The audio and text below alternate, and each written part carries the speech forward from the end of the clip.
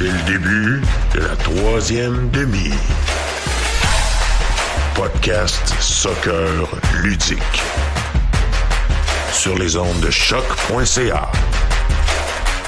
Voici la troisième demi. Ben oui, c'est la troisième demi. Toujours moi, Mathieu Dastou, à l'animation de cette 125e édition. Et même si on est rendu à 125, il y a toujours des bugs techniques, genre les pubs qui ne partent pas. Et cette semaine, j'ai avec moi Simon Pocket. Salut Mathieu, ça va? Ça va toi? Yes, toujours. On a aussi Richard Junior Luamba.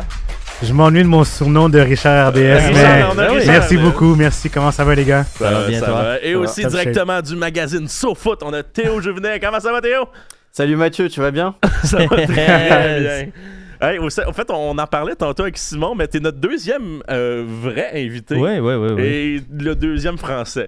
Un honneur. Je pense que la troisième demi, on a été. Ouais, il On va sait pas encore. falloir inviter Louane pour vrai, là. Ben, le troisième français. Bon.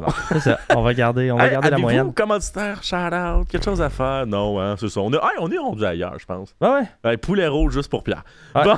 Pour, Non, Torino pour moi. Torino. Ouais, Torino m'ont bien C'est nourri quoi cette déjà semaine. le groupe de musique de tes amis? Electric Electric Fabrics. Fabrics. Moi, mes commanditaires cette semaine, c'est Electric Fabrics. Il existe même plus. Ouais, non, Ah, mais. c'est vrai? Ouais, c'est compliqué. En tout cas. Oh, Bref, on va commencer ça parce qu'il y a eu un match des Roses en fin de semaine. yeah! Puis on avait un collaborateur qui était sur place. Effectivement. Simon, t'étais Ouais. là-bas. J'étais à Toronto, directement. J'étais vos yeux et vos oreilles pendant le match du Rose FC. C'était pour fêter, en fait, la fin de mon école, la fin de mon bac. Ma copine et moi, on a décidé d'aller faire un petit tour à Toronto. Donc, super match, super premier match du Rose FC. L'avez-vous vu à la Oui, maison? moi, je l'ai regardé. Le résumé, ouais. OK, super. Pour côté ambiance... J'ai mis les stats derrière toi si jamais. Ah, ben t'es bien fin. Ben regarde, c'est ça. On va pouvoir parler un peu des stats, mais c'était super le fun. Ah, justement, j'ai oublié de l'amener, mais les 15 000 premiers qui arrivaient au stade se faisaient donner une écharpe gratuite du Rose FC. Pas du Rose, pardon, du la AFC Toronto. Fait que j'aurai 2 écharpes à brûler avec vous, les gars, cette saison.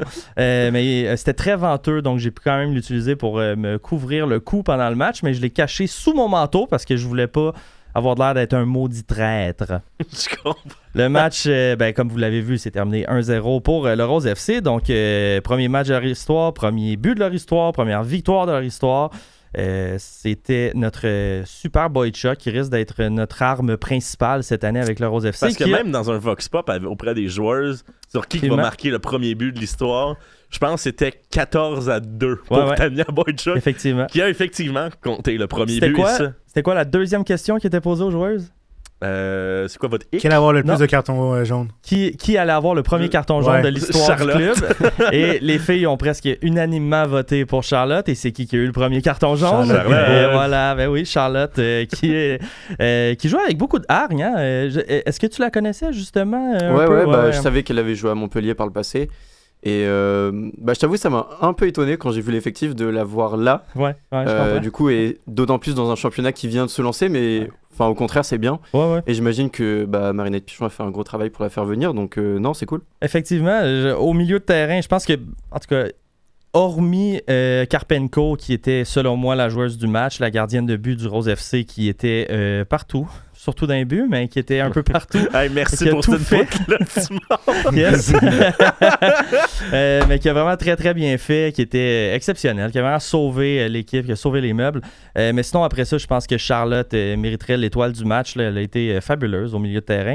On se le cachera pas, par exemple, c'était quand même un premier match pour l'équipe, donc les repères ne sont pas encore totalement Tu connais là. pas encore les habitudes de tes coéquipiers. Effectivement, justement, il va falloir que tout le monde se passe le message que Whittaker est très petite. Non, mais Parce tu parles de ça, mais je trouve que moi, ce que j'ai remarqué durant la première rencontre, c'est la Vas-y. cohésion. Ça semblait tellement fluide durant les 5 premières minutes.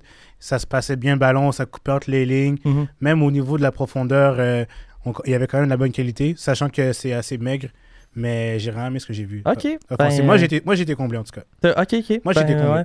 Ben, sur place, c'est sûr que moi, j'étais quand même dans le stade ennemi, sur place. Puis, tu sais, je te dirais que Montréal, pendant un bon moment du match, n'ont pas touché Non, au ça, ballon. c'est plus à là. la deuxième mi-temps. que ça a été un peu Exactement. Là, compliqué. ça a été un petit peu plus compliqué, mais ils ont été vraiment plus opportunistes. Là. Boychuk qui a marqué le but le plus rapide de l'histoire de cette ligue-là, jusqu'à preuve du contraire. Le seul but qui n'est pas sur phase arrêtée. Ouais, exactement. Et après une jolie perte de balle. Ah oui. Ouais. En plus, la perte Une de belle balle bourde. Hein. la perte de la balle vient d'une Montréalaise en Ouais, plus. ouais, C'est je vrai? sais. Ouais, c'est, Laisse mon 20$, c'est rendu.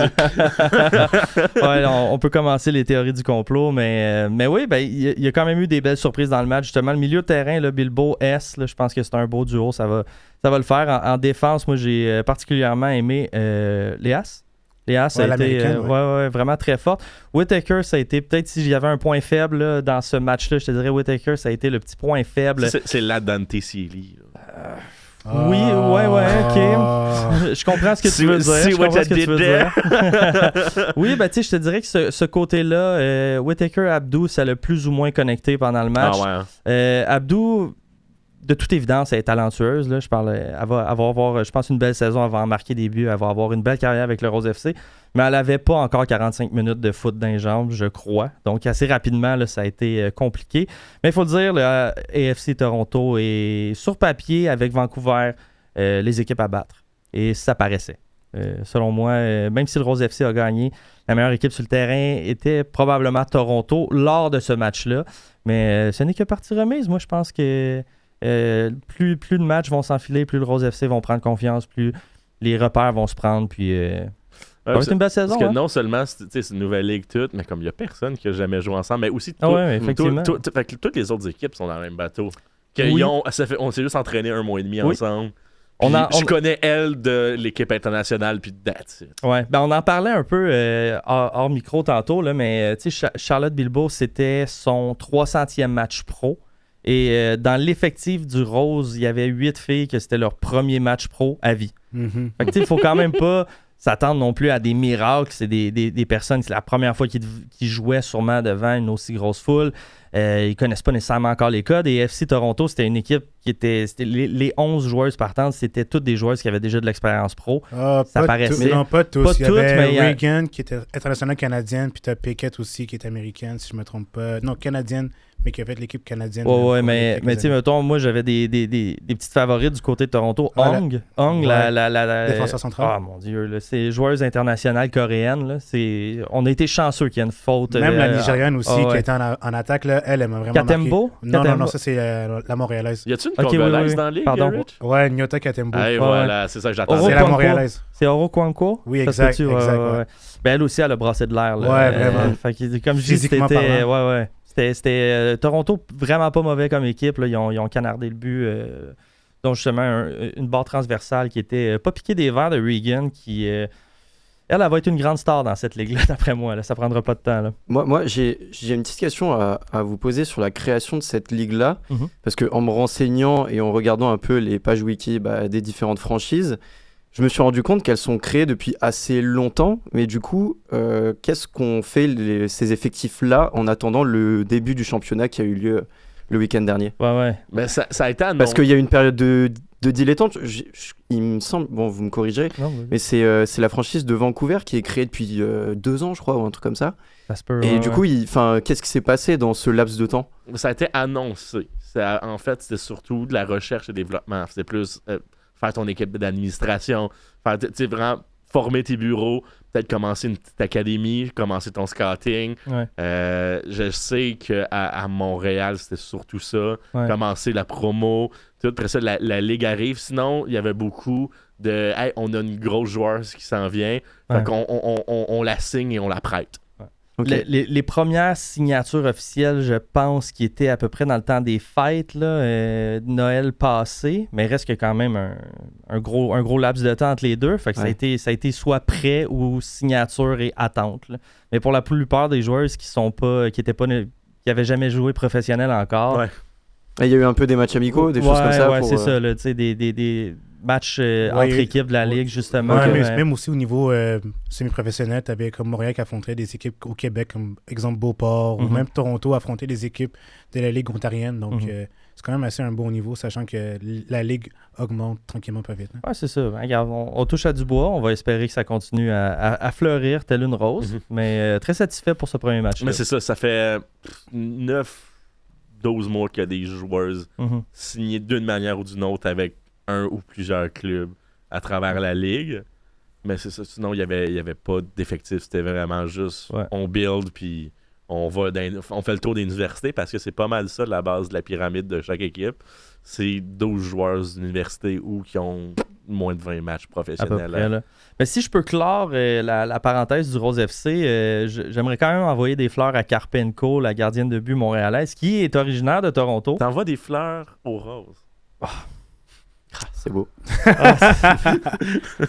me Je viens d'étendre ouais, c'est ça. On met du fromage partout sur la table, comment c'est cheesy. Mais ouais, c'est ça. Karpenko est originaire de Toronto, puis elle a dit avoir grandi en allant au BMO Field, voir les hommes jouer. Donc, très poétique de jouer son premier match professionnel à Toronto, à son stade, devant son monde, puis de gagner, même si elle n'est pas avec l'équipe de Toronto.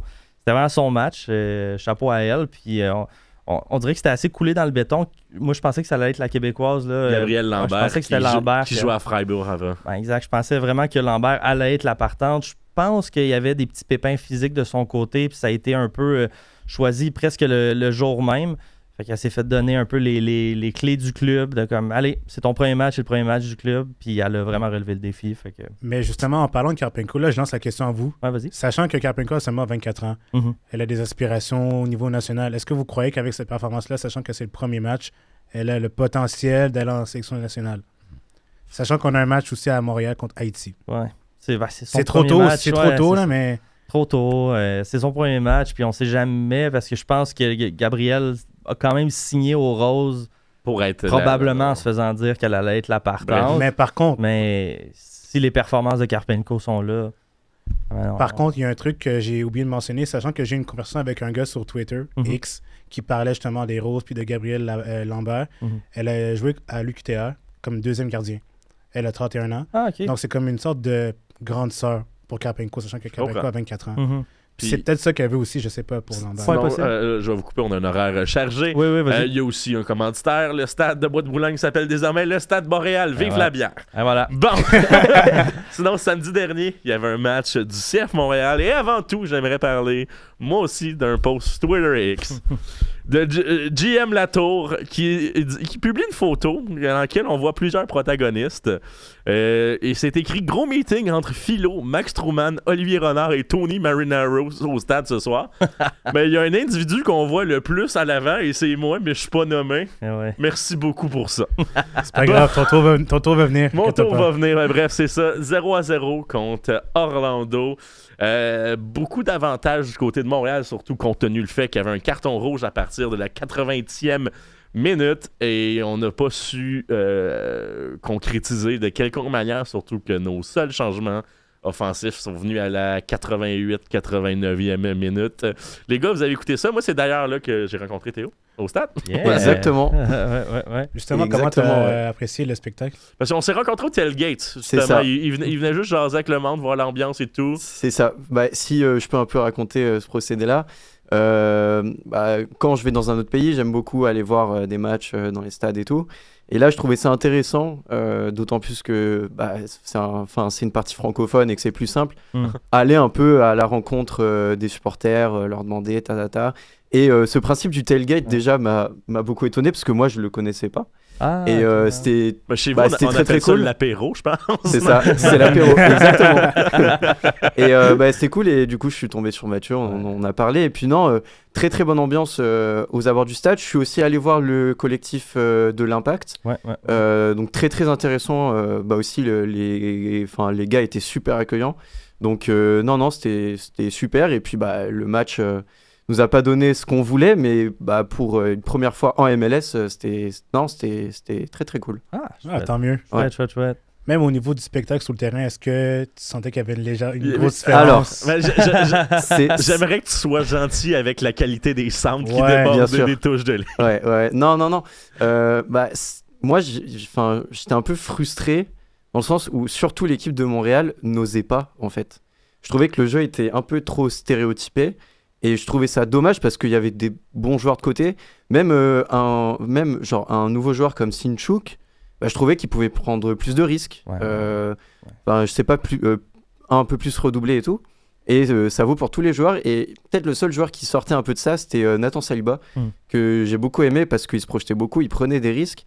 Et là, pour le coup, je me suis bien régalé en le voyant jouer, en le voyant jouer, pardon. Donc, très très beau spectacle, malgré l'absence de but. Dommage qu'ils aient pas pris un peu plus de risques. Justement, tu nommes Nathan Saliba, mais Saliba, c'est pas la première fois qu'on mentionne son nom, que ce soit en Europe. J'imagine. Il y a déjà eu des intérêts, que ce soit de la part de Francfort également. Il y a de la fumée. Exact. Ouais. Prochain gros transfert. Mais c'est ça, on en avait parlé au début du match. Tu m'avais parlé de Saliba, puis je t'ai dit c'est notre prochain gros transfert. Ouais, tu me l'avais dit. Ismaël Koné. Simon, t'as-tu réécouté le match? Non, moi, celui-là, moi j'étais à Toronto. Hein. J'ai écouté les highlights, mais j'étais à Toronto lors du match, justement, donc j'ai pas écouté en direct le match, puis je voulais justement avoir vos impressions. Pas que j'étais tanné de voir Montréal gagner 0 match en 9 matchs. Mais je me suis pas battu pour regarder le match. Comme l'a bien cité ce tweet-là, j'ai jasé 15 minutes avec Olivier Renard. Ouais. Olivier Renard, Théo, est-ce que tu sais c'est qui? Pas du tout.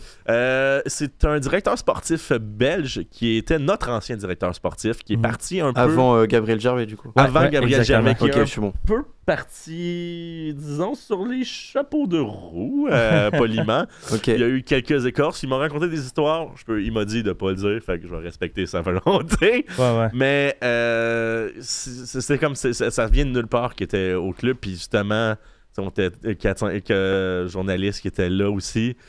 Puis c'était plus intéressant que la game, voir son point de vue. Hein? Mais surtout qu'il a critiqué certains anciens joueurs. C'était pas de la critique, c'était plus de la logique que d'autres choses. Je vous en parlerai peut-être un peu tantôt, là. Okay. Mais tu sais, dans le sens que cette personne-là ne sait pas jouer dans une défense à 3. Je pense que tu nous en as peut-être glissé un mot par écrit, mais on nommera pas de nom. J'allais dire de nom, mais je me suis retenu. Cette personne-là est potentiellement plus dans le club. Anyway. Ouais, c'est vrai. Bref, il y en a un autre que peut-être que oui. Bref, fait que j'ai manqué un bon 15-20 minutes de la game. Je comprends. Mais même là, jusqu'au carton, c'était très animique. Hein. C'était très, très, très animique. Il se passait rien. C'est une game qui avait pas de jeu spectaculaire. Honnêtement, je suis content que César Araujo n'était pas sur le terrain du côté d'Orlando parce que moi, c'est un milieu de terrain que j'aime beaucoup. Un gars qui a la hargne, qui a la tchatch, qui va récupérer des ballons, un vrai 6. Puis justement, il est capable de se projeter vers l'avant, un peu comme Nathan Saliba. Par exemple, il y avait Pasalic qui était très dangereux. Moi, personnellement, j'ai pas été comblé par ce qu'il pouvait donner sur le terrain. Moi non plus, mais compte tenu le fait qu'il se passait pas grand-chose sur le terrain, on va prendre ce qui était ça, c'est sûr. Mais s'il y avait un joueur que j'aurais retenu dans cette équipe-là du côté d'Orlando, c'est Evan Angulo. OK. Sur son couloir gauche, tellement remuant, ça n'a aucun bon sens. Va chercher les ballons, va en duel 1 contre 1 face à son défenseur. Il pouvait tout créer. Mais sauf qu'il y avait le manque de finition, justement. Puis je trouve que Orlando, dans cette équipe-là, il y avait beaucoup de profondeur. Que ce soit Luis Muriel, parce qu'on le connaît du côté de l'Europe, puis il était super Duncan McGuire, qui était sur le banc. Exactement. Être à Montréal... Ça, c'est un beau luxe que Montréal n'a pas. Être à Montréal, il serait titulaire. Moi, je paye son billet tout de suite. Là. Je paye son Airbnb, je paye son billet. Je prends congé de la job pour aller chercher à l'aéroport. Là. Peu importe le trafic. Là, genre, rouler comme à la GTA là, pour récupérer. C'est ça, on n'a pas cette profondeur-là, contrairement à Orlando. Puis Orlando, qui est quand même, je dirais peut-être une équipe top 10, top 15 de la Ligue facilement. Milieu de classement en haut. Oui, plus. Pour autant, offensivement, ils m'ont pas bluffé. Non, hein? Non, parce que c'était pas tu ça. vois, genre avant le match, j'ai regardé les compos, j'ai vu Luis Muriel, déjà j'ai découvert qu'il joue à Orlando. Et il a quand même fait sa petite carrière en Europe et tout, il a eu un statut à un moment. Et franchement, en vrai, il m'a pas du tout surpris. Enfin, je trouve qu'il a pas tant pesé que ça dans le jeu. Il a peut-être essayé d'amener un semblant de profondeur, mais au final, dans les faits, il m'a pas tant impressionné que ça. Ça arrive souvent avec cette équipe-là, dans le sens où, sur papier, c'est super beau, mais après, des fois, tu as des matchs où ça laisse un peu désirer. Ils ont eu, mettons, Ricardo Caca, qui est encore très bon, mais ils ont aussi eu Alexandre Pato. C'était un peu plus ardu. Kyle Larin aussi, hein? Quel joueur? Kyle Larin, ouais. Est-ce que vous aviez des étoiles du match, justement? Moi qui n'ai pas vu le match du tout. Moi, oui, j'en ai peut-être 2. Puis, j'ai peut-être une question avant, parce que justement, moi, ayant pas écouté le match, justement, Sintchuk, deuxième match avec le club, ça ressemble à quoi? Est-ce qu'on voit déjà qu'il est plus à l'aise? Est-ce qu'on voit qu'il va prendre un grand rôle dans ce club-là? Oui, mais c'est un gars de 18 ans qui était en situation de guerre il y a 4 mois. Là. C'est vrai. Faut peut-être le laisser tranquille aussi. Ouais, c'est ça. Non, mais en vrai, sur Sintchuk, il y avait des brimes, en fait, des petits éclats. Mais je sais pas si c'est l'âge ou quoi, mais moi, j'étais pareil, c'était un peu sur l'ensemble du match aussi. Il m'a un peu frustré, tu vois, parce qu'il a, les peu de fois qu'il a essayé, il y a quelque chose qui s'est passé, quoi. Mais en fait, Mais ça s'est pas assez passé. Il y a cette petite hargne, je sais pas, je dirais innocence, parce qu'il y a Goubouglou aussi qui l'a, qu'il se laisse pas intimider, même si physiquement sont inférieurs à certains opposants. Puis c'est ça. Puis aussi, tu sais, quand il se commet, des fois, j'ai l'impression qu'il se commet, puis il fait je suis rendu là. Puis, un peu de naïveté. Un peu de naïveté, cette fois, ce serait peut-être plus ça de la naïveté. Okay. Mais ouais, Rich, t'aurais-tu un joueur du match? Ouais, ben en fait, moi, j'ai le fameux joueur que Simon n'aime pas, George Campbell. Ouais. Ah, wow. Je sais, Pour vrai, Simon. c'est notre défenseur de l'année à date. Jusqu'à présent. Mais change de ton. non, mais que tu l'aimes, que tu l'aimes pas, mais je trouve sais. que on parle de son jeu un petit peu risqué, mais dans ce match-ci, face à une bonne attaque qui n'a pas été très très bonne, je trouvais qu'il était plutôt solide. Puis après, t'as des joueurs comme Dante Silly qui provoquaient beaucoup son couloir, que j'ai bien aimé. Dante Silly provoquait, mais à la fin, là, à partir de la 75e minute, c'était un peu compliqué. Oui, ça devenait tellement, j'ai comme, hey, you're not him, bro. Non. You're not him. Il essayait beaucoup, puis même des fois, j'étais comme, passe le ballon. T'as un appui en arrière, passe le bon, il se plante. Encore une fois, je veux répéter, j'ai rien contre George Campbell. C'est juste que si George Campbell est ton meilleur défenseur, t'as pas une bonne défense. Non, on se comprend. Mais j'ai rien contre le bonhomme, là. À part qu'il est vraiment très lent. Puis... Je sais pas, moi je suis tanné de Bryce Duke, là. Ouais, lui, là.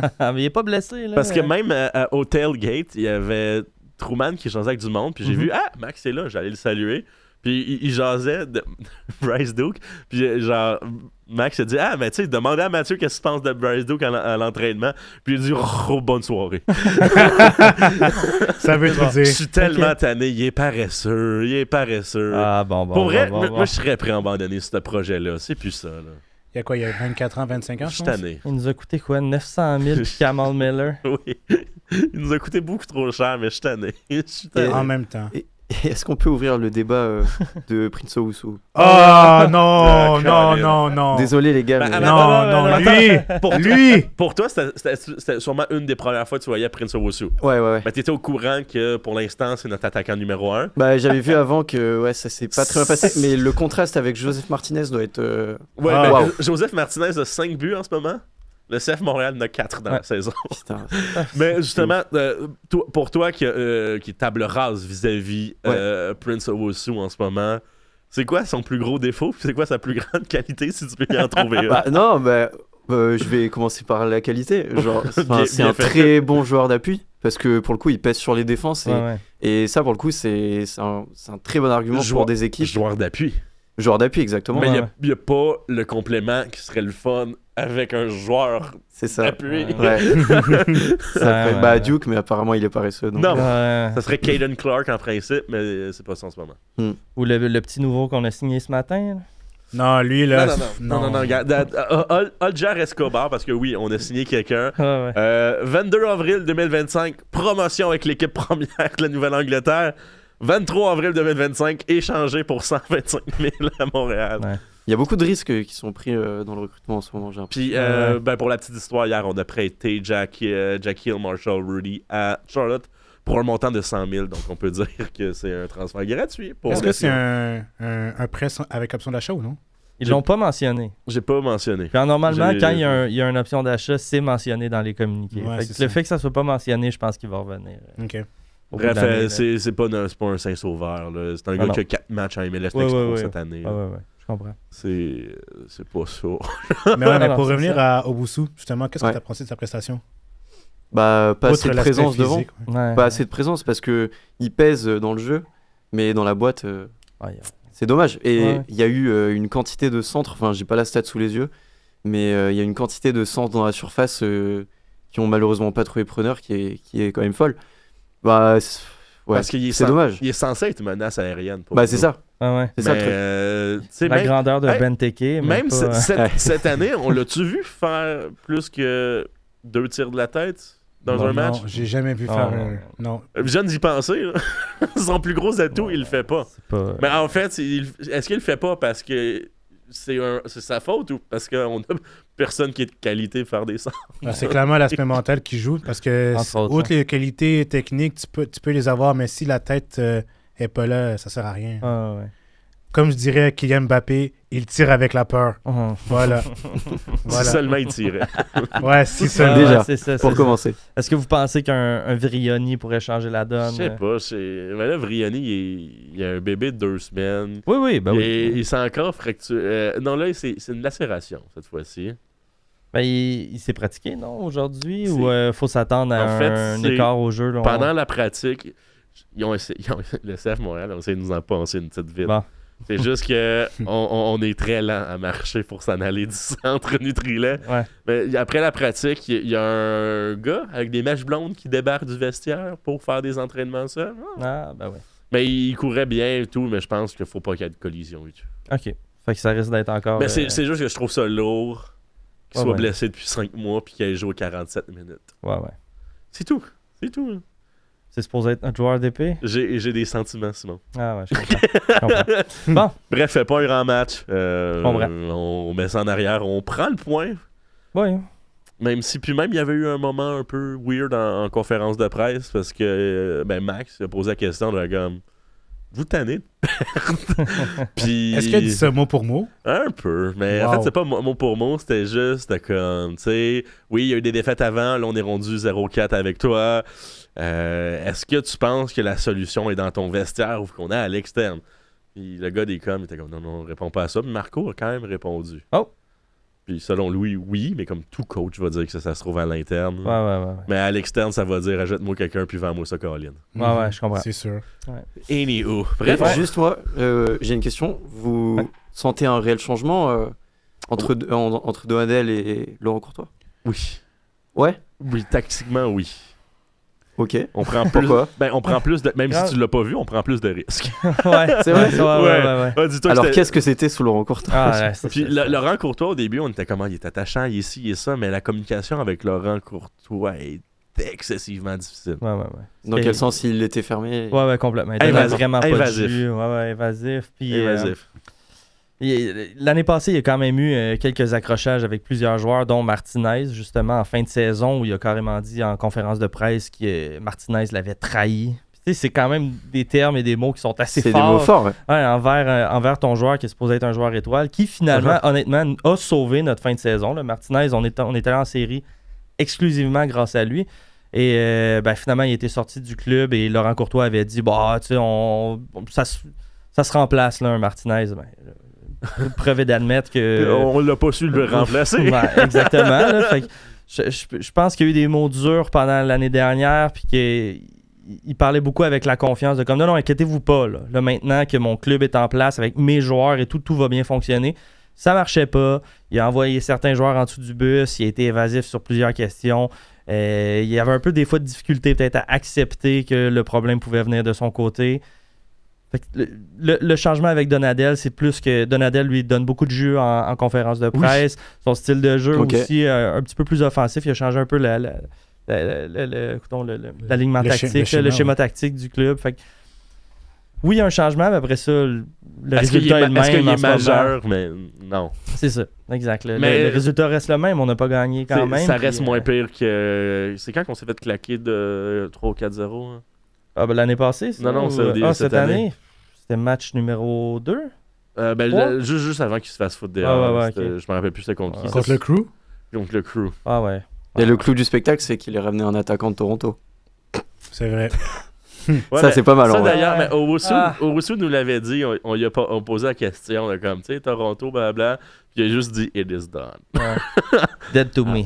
C'est l'histoire ancienne. Ah ouais. ». Bref, hey, on a un invité, les gars, Oui. on va se recevoir ici, on va en prendre soin, on va lui Ben poser oui. quelques questions. Rien. Simon, si tu peux mettre la caméra sur lui, j'apprécierais. Hey, Nice. juste pour apprendre à te connaître en ce moment, en rafale, ton dispositif préféré. Bon, Dispositif préféré. alors moi, je suis adepte du 4-2-3-1. Avec, Merci, merci beaucoup. avec un 10 pour Merci faire du beaucoup. jeu et lancer les ailes et faire du spectacle. Moi, avec mon Voilà. dernier invité, j'ai dit que mon dispositif préféré était le 4-3-3, puis on m'a un peu jugé. Bref, ton joueur préféré? Waouh. Question très compliquée, mais je dirais Loïc Perrin. Oh! Je sais pas si. Ah, vous avez la ref, quand même. ouais. Ben, t'es un gars de cœur, ok? Capitaine de la SSE pendant très très très longtemps et joueur de club qui est notre directeur sportif. Maintenant, bon, ça se passe un peu moins bien. Parce que sur le recrutement, c'est très très très compliqué. Mais moi, je retiens la phase joueur et fidèle au club et défenseur hors pair. Capitaine Courage, Capitaine Courage, exactement. On en a eu C'est le souvent terme. des capitaines Courage. Tricky question, Messi ou Ronaldo? Messi, Bah ouais. Sans hésiter. Voilà. sans hésiter. Barça, Madrid. Barça. Mm. On est en avantage. Guardiola 2011.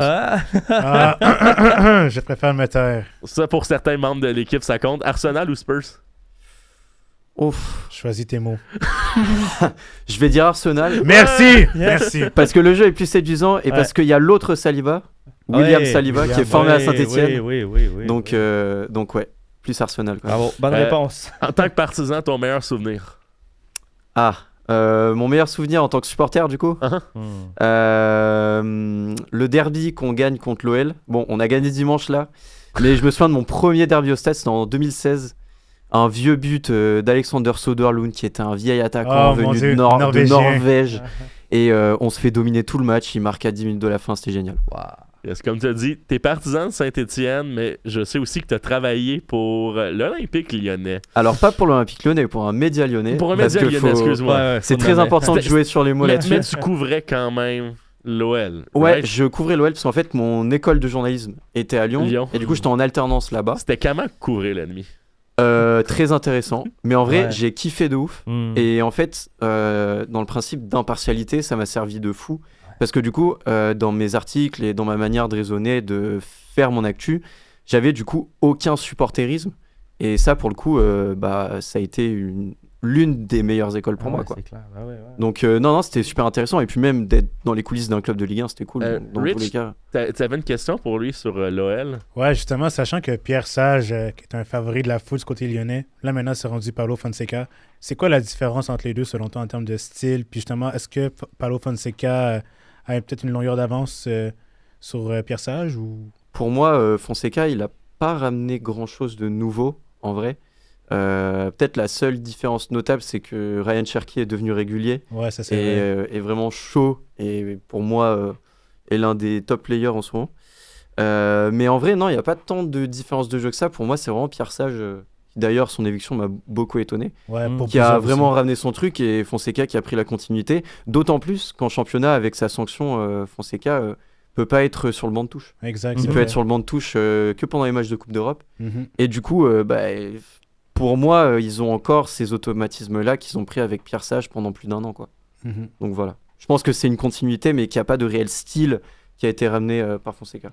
Puis justement, il y a un joueur du côté de la MLS qui est passé en MLS, qui est rendu du côté de l'Olympique lyonnais, qui est Thiago Almada. Ouais. Justement, qu'est-ce que tu peux comment tu le décrirais? Sachant que lui est passé de la MLS, et étant donné que tu as un œil européen, parce qu'on va pas se mentir que les Européens ont un œil un peu péjoratif envers la MLS, mais... De moins en moins. De moins en moins, mais auparavant, mais... Il y a plus en plus de pontes qui partent de chacun des côtés de l'océan en ce moment. Avant c'était très unidirectionnel, mais là, le pont, c'est de chaque côté. Sur Almada, pardon. Déjà, ce qu'il faut retenir, c'est que la défense de l'AS Saint-Etienne l'a tenue dimanche, on a gagné. Mais non, pour être plus sérieux, il apporte à l'OL de la folie, en vrai. C'était ça ta question, sur ce qu'il apporte. Exact. Non, il apporte de la folie, mais après, pour moi, s'il n'est pas sur le terrain, t'as quand même une attaque, Cherki, Lacazette et Mikotadze. Même Malik Fofana aussi. Même Malik Fofana, j'ai pas pensé à lui parce qu'il revient tout juste de blessure. Mais non, ils ont une attaque de fou et ils ont le luxe d'avoir une plus-value qui est Almada. Mais pour moi, pour l'instant, c'est pas encore un titulaire. Un titulaire. Ok, parfait. Là, quel est ton poste chez SoFoot? Alors moi, je suis journaliste pigiste depuis quelques semaines seulement, parce qu'en fait, j'ai débuté par un stage au début d'année 2025 là. Donc là, je suis pigiste et en fait, je propose mes sujets et je participe. Mais du coup, c'est pas autant récurrent que le stage où j'étais 100% à la rédaction. Et là, du coup, je suis pigiste délocalisé parce que du coup, je suis pas installé à Paris, mais chez moi, quoi. Ok. Voilà. Ben là, justement, ça fait quelques semaines, mais est-ce que, genre, des voyages comme ça, comme à Montréal, ça va arriver souvent? Ou d'habitude, pour ton boulot, les gros voyages, c'est 4 heures d'auto jusqu'à 3 heures? Bah, pour l'instant, j'ai pas pu trop voyager. Ce sera le cas dans pas longtemps. Mais c'était quoi la question déjà? Excuse-moi. D'habitude, c'est 4 heures d'auto, puis on va à 3, et c'est pas mal juste ça. Ouais, ouais, c'est sûr. Ouais. Le magazine SoFoot, avez-vous un public cible, une mission, ou c'est plus du journaliste généraliste? Ça reste assez niche quand même. Ouais, c'est un média plus pour les passionnés, parce qu'on va faire des trucs sur un joueur oublié des années 80 ou je ne sais quoi. Ah, ça, j'achète ça va être genre ça va pas être, il y a une partie genre actu, résultats secs, mais c'est surtout en fait raconter des histoires de footeux qu'on connaît pas. Il y a un truc qu'on aime beaucoup, par exemple, c'est les Français de l'étranger, qu'on cible beaucoup et qu'on essaie de beaucoup contacter en interview, parce que c'est des joueurs qu'on connaît pas et qui par exemple cassent tout dans un autre pays, et c'est cool de faire un truc sur lui, quoi.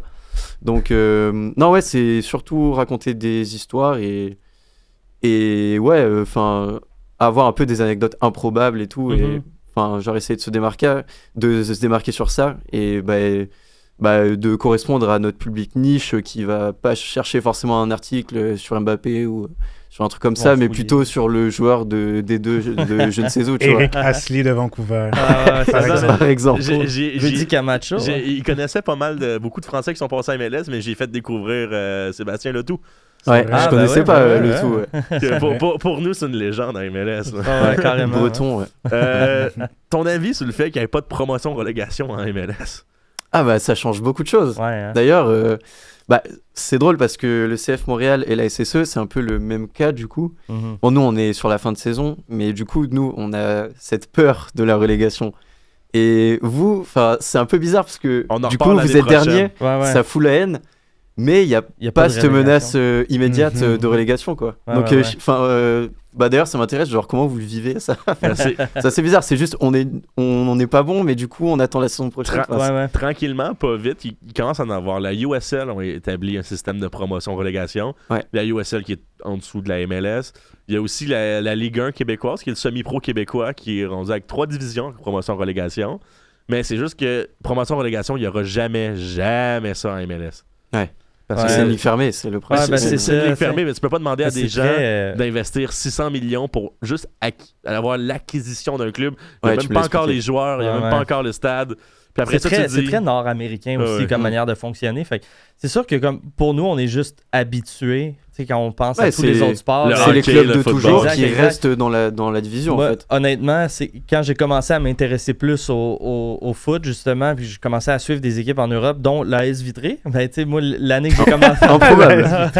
Improbable. Ça venait de mauvaise foi au début, mais c'est devenu super... un club que je suis le sang et or. Puis l'année que j'ai commencé à les suivre, ils ont été relégués. Puis justement, moi qui n'ai pas l'habitude de voir ça, là, je voyais des joueurs partir parce que dans leur contrat, disons, il y avait une clause de si on descend, on s'en va. Moi, justement, là, je réalisais à quel point, le stress de fin de saison peut être épouvantable pour un fan. Ouais, exact. Je me souviens, il y a 3 ans, quand on a été relégué en Ligue 2, le barrage Saint-Étienne contre Auxerre, horrible. Et en plus, ça va aux prolongations, on se fait sortir au péno, ensuite il y a l'émeute dans notre stade et tout. Horrible. C'est la folie, 120 minutes nul. Genre vraiment, que de stress. Et même quand tu marques, c'est. Ah là là, c'est. Ouais, mais c'est ça, c'est que les bas sont vraiment très bas, mais les hauts sont exceptionnels. Là. Quand tu te sauves d'une relégation, le sentiment doit être extraordinaire. Je les ai connus, s'il vous plaît, les bas. Mon équipe anglaise, c'est Sunderland. Ah bah là c'est chaud. De la Ligue 1 de la première ligue à la Ligue 1 pendant les années du reportage en plus. Moi c'est depuis 2010, fait que j'ai comme eu un 7-8 ans de 14e au classement. Let's go. Sunderland, t'as eu Wabi Kazri qui est un ancien joueur de synthé. Même de Montpellier aussi. De Montpellier. J'étais trop jeune. L'internet se rendait pas ici. Lamine Koné aussi, pour les puristes. Oui, mais il avait été prêté à Lens. Donc, ils ont été relégués, puis après ça, il a été vendu. En 2016, le Canada était le 120e pays au monde côté classement. Et en ce moment, on est 30e. As-tu suivi un peu Si c'est pas le cas, je t'invite formellement à être un partisan, d'avoir ta propre équipe, CONCACAF, qui est le Canada. Il est 30e au monde. Je suis, c'est bien. Et surtout à 1 an de la Coupe du Monde, c'est grave encourageant. À la maison. À la maison, en plus. D'ailleurs, j'ai pas compris pourquoi il n'y a pas le stade de Montréal. Ça, faut parler à la mairesse Valérie Plante. Non, en fait, c'est le le gouvernement provincial a refusé l'aide financière pour faire les rénovations nécessaires au stade olympique pour pouvoir recevoir une équipe parce qu'il disait que c'était pas un projet viable recevoir le plus gros événement culturel au monde. Ouais. Bon. Ouais, c'est ça. Bon. Mais le festival de jazz, yeah. Exact. Non, mais ouais, ça. pour revenir sur le Canada, il y a des très bons joueurs. Je pense à Jonathan David. Incroyable. Il est sur 5 saisons en Ligue 1. Le mec, il a pris le début à chaque fois. Super régulier. D'ailleurs, pour moi, ça m'étonne qu'il soit encore à Lille. Mais non, il y a des très bons joueurs. Bon, il y a Davis qui va revenir, je pense, pour la Coupe du Monde d'ici là. Éventuellement. Non, franchement, il y a moyen. Et peut-être Nathan Saliba qui fera un trou. Il va peut-être percer. Il y a des chances. Ce serait cool. Le jeune Promise David aussi qui est en train de traverser la Ligue belge en ce moment. Ouais, aussi.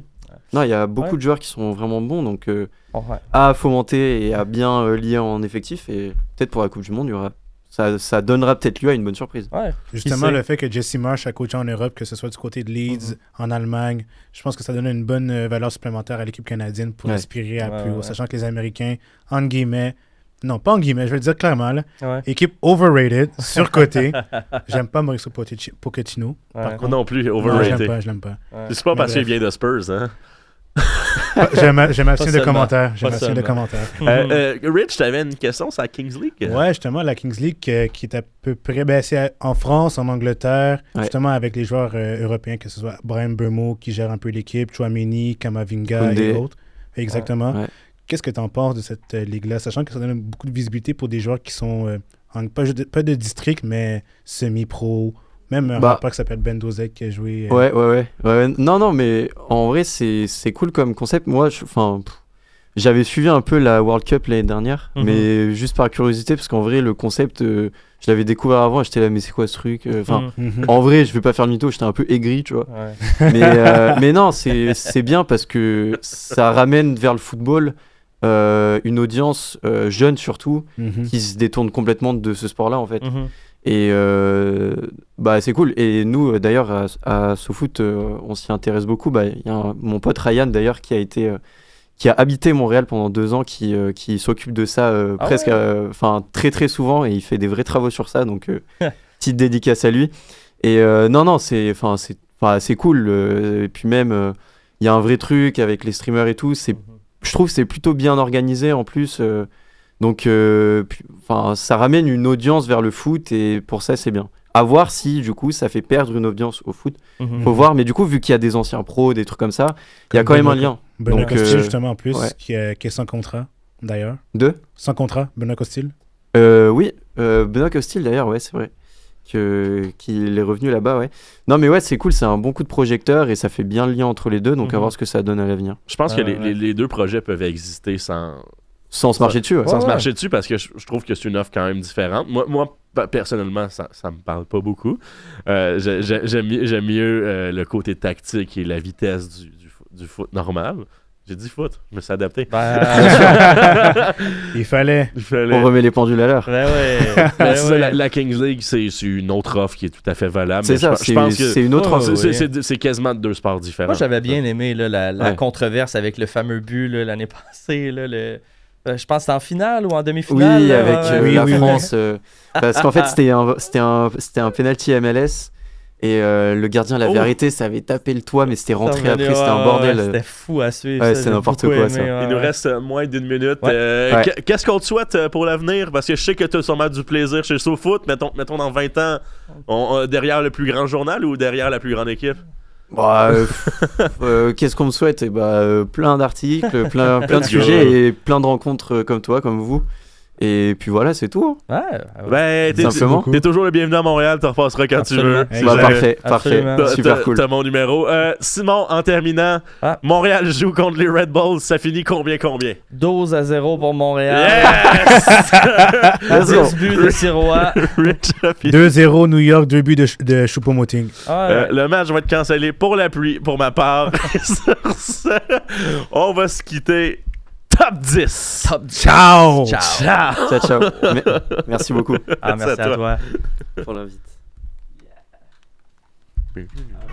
Salut tout le monde, c'est Velo. Bien joué. Vous écoutez choc.ca.